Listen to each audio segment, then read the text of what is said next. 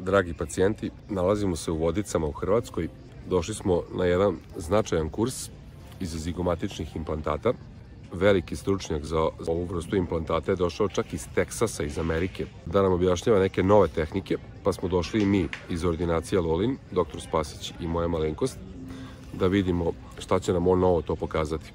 I usput ćemo malo da vidimo kako je na plaži, šta ima da se pojede od ribljih specijaliteta i eto malo i da se opustimo. Evo da vam pokažem malo kako to sve izgleda. Preko je ostrvo Kornati, borova šuma, naravno.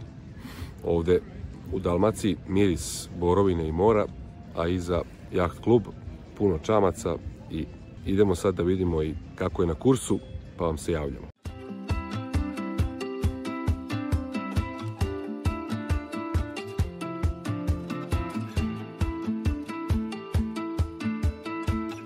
Vratili smo se iz Vodica, evo nas nazad u Novom Sadu u ordinaciji, moramo da nastavimo posao.